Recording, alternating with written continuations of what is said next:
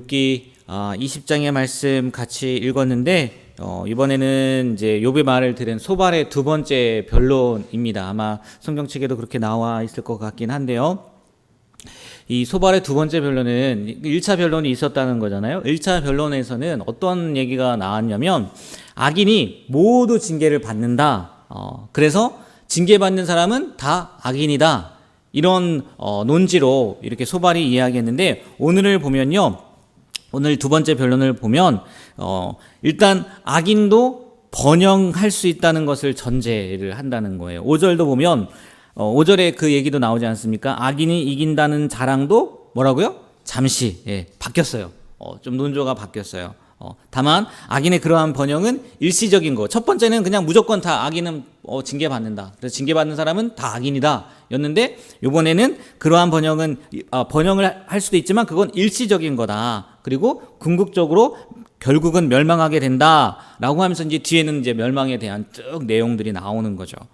그러니까 뭐 부정 축제 그런 말씀을 드리겠지만 나중에 그런 부분에 대해서 다 헛된 결말이 준비되어 있다. 그들의 결말은 헛된 거다. 뭐 이렇게 얘기를 하는 변론이 오늘 소발의 두 번째 변론의 내용입니다. 오늘 말씀을 통해서 두 가지만 말씀을 전하려고 하는데요. 먼저 3절을 다시 한번 읽어볼게요. 욥기 20장 3절 말씀입니다. 우리 3절 말씀 다 같이 한번 읽도록 하겠습니다. 내가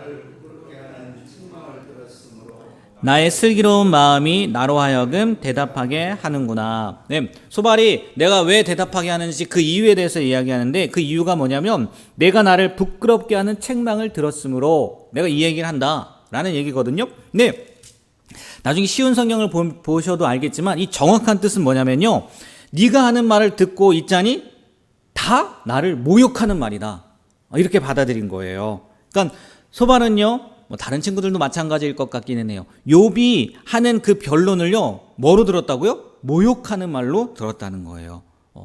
그러니까 여러분 한번 누구한테 모욕을 받았다고 생각을 해보세요. 가만히 있을 수 있겠습니까? 흥분하게 되고 또 욥을 향한 비난의 강도도 계속 높아질 수밖에 없죠. 근데 아시다시피 욥이요, 그런 의도로 얘기한 게 아니란 말이에요. 나는 진짜 무고한데, 나는 죄가 없는데 자꾸만 죄가 있다고 하고 정죄를 하니까 아니다 이렇게 말하고 싶었는데 이 친구들은 그걸 받아들이지 못하는 거죠. 왜요? 자존심 때문에. 이미 얘기했단 말이에요. 근데 나중에 결론을 보면 알겠지만요, 하나님께서요 이 욥의 세 친구들에게 뭐예요? 범죄했다고 해요. 그리고 속건제도 드리라고 하잖아요. 속건제가 뭔데요? 죄를 지었을 때 하나님 앞에 드리는 거잖아요. 뭐 그건 차치하고서라도 조금 전에 말씀드렸던 것처럼 욥의 친구들, 뭐 소발도 마찬가지고요, 이 자존심이 있단 말이에요. 내가 맞는데 왜 자꾸 틀리다고 하느냐? 그러니까 욥이 아무리 옳은 얘기를 해도 인정할 수가 없었다는 거죠. 그러니까 그들의 자존심이요, 욥이 아무리 옳은 말로 반박을 해도요, 오늘 뭐라고요? 모욕하는 것으로밖에 못 느꼈다는 거예요. 이걸 좀 생각해 봤으면 좋겠는데, 사람들은요 누구나 뭐가 있냐면 자존심이라는 게 있단 말이에요. 없는 사람이 어디 있어요? 특별히 이 자존심 때문에요, 때로는요 좋은 일들도 일어난단 말이에요. 내가 왜 남들보다 더 잘할 수 있다는 그런 마음들 때문에 노력하고 연구하고 뭐 그걸로 말미암아 더 좋은 방향으로 이끌어 가기도 해요. 근데 우리 흔히 그런 말 하지 않습니까? 쓸데없는 자존심이라고. 쓸데없는 자존심. 이런 자존심은요, 우리의 인생을 망치고 또 실패케 할 경우들이 있다는 거죠. 특히요, 한번 생각해 보세요. 복음을 전하다 보면 우리가 늘 하는 얘기가 뭡니까? 당신은 죄인입니다 얘기하는 거잖아요. 복음이 누구에게 필요한 거예요? 죄인에게 필요하기 때문에 우리가 그 복음을 들고 나아가는 거잖아요. 그 죄를 이야기하면요, 많은 경우가 그 죄를요 인정하지 않는다는 거예요. 내가 언제 죄를 졌냐고, 왜 기분 나쁘게 나를 죄인이라고 하냐고, 이렇게 대묻고 화를 내는 경우가 있다는 거예요. 감사한 거는요, 여기 앉아 계신 분들은 그런 자존심 없잖아요. 그렇잖아요. 네, 다 죄인임을 인정하기 때문에 이 자리에 나와 있는 거고 하나님을 믿는, 예수님을 믿는 거잖아요.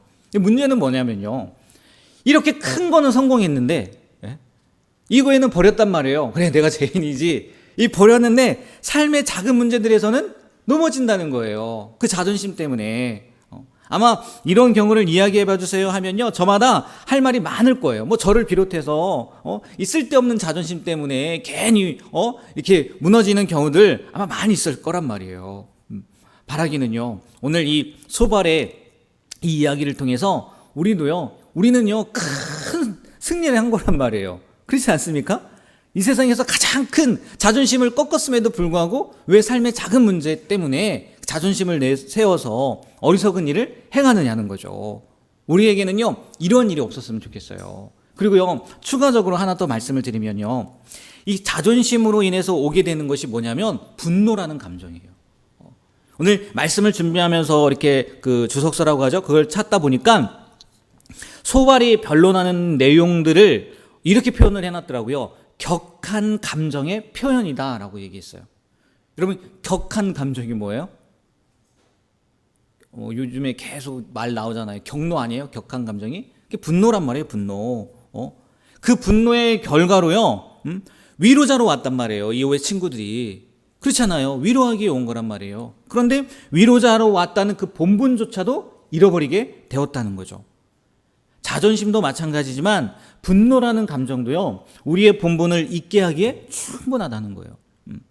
거룩한 일에 거룩한 분노라고 해서 거룩한 일에 분을 내는 거 뭐 말리지 않겠지만, 우리가 인생을 살면서 정말 쓸데없는 자존심, 쓸데없는 노로 인해서요 우리의 본분을 망각하고 또 우리가 실패하는 그런 일들을 겪게 되지 않길 주님의 이름으로 축복합니다. 네, 자문 말씀 여러분 많이 들어보셨을 거예요. 자기의 마음을 다스리는 자는 성을 빼앗는 자보다 낫다는 거예요. 큰 승리를 한 사람보다, 전쟁에서 이기는 것보다 뭐가 더 중요하다고요? 내 마음을 다스리는 게 중요하다는 거예요. 오늘 하루 나의 마음을 잘 다스리는 하루가 되길 주님의 이름으로 축복합니다. 아멘. 두 번째는요, 19절 말씀을 보면 19절도 한번 읽어볼까요? 욥기 20장 19절 우리 다 같이 읽도록 하겠습니다. 이는 그가 자기가 세우지 않은 집을 빼앗음이니라. 아멘. 이게 악인이 멸망당하는 이유, 그 이유에 대해서 이야기하는 거예요. 첫 번째는 가난한 자를 학대하고, 그러니까 자비를 베풀지 않았다는 거죠. 긍휼한 삶을 살지 않았다는 거예요. 그리고 자기가 세우지 않은 집을 빼앗음이라. 이 무슨 얘기겠습니까? 이 얘기를 하려고 하거든요. 자기가 세우지 않은 집을 빼앗음이라. 노력한 것 이상을 바랬다는 거죠. 일확천금이라고 하나요? 그런 마음으로 살았다는 거예요. 땀 흘리지도 않은 것에 대해서 욕심을 내고 치하려 했다. 그것 때문에 심판을 받는다. 그러니까 소발은요, 욥이 이루었던, 뭐 잘못된 거긴 하지만 욥이 이루었던 어마어마한 그 재물들이요, 자신이 노력하지 않고 땀 흘리지 않은 것을 취하고 욕심낸 결과다. 그러니까 하나님이 가져간 거다. 이렇게 이야기를 하고 있다는 거예요. 뭐 당연히 말도 안 되는 주장이죠, 욥에게는. 그런데 이것을 통해서요, 우리도요 이와 같은 생각, 비록 소발이 이야기한 거지만 이런 생각을 갖고 있는 것이 하나님 앞에 얼마나 큰 죄인지, 아니 하나님이 얼마나 미워하는 것인지 깨달아야 된다는 거죠. 우리에게도 이런 잘못된 욕심과 헛된 욕망은 있지 않은지 돌아봐야 된다는 거예요. 어떻게 보면요, 거짓이 비롯되는 이유, 우리가 거짓말을 하는 이유나 또는 세상의 모든 그 분쟁, 그런 상처, 아픔들을 보면요, 심지 않은 것에서 거두려고 하고, 두지 않은 것을 얻으려고 하는 그런 마음에서 비롯된 것은 아니겠느냐는 거예요. 우리가 흔히 그런 말 하지 않습니까? 콩 심은 데 콩나무, 팥 심은 데 팥난다고 이야기를 한단 말이에요. 콩을 심은 데서 콩을 거두는 거고요, 팥을 심은 데서 팥을 거두는 거란 말이에요. 그런데 많은 사람들이요, 자신이 심지 않은 것을 거두려고 하는 그 욕심이 있다는 거죠. 심지어 불법을 행하면서까지, 그게 거짓말 아니겠습니까? 불법을 행한다는 것이.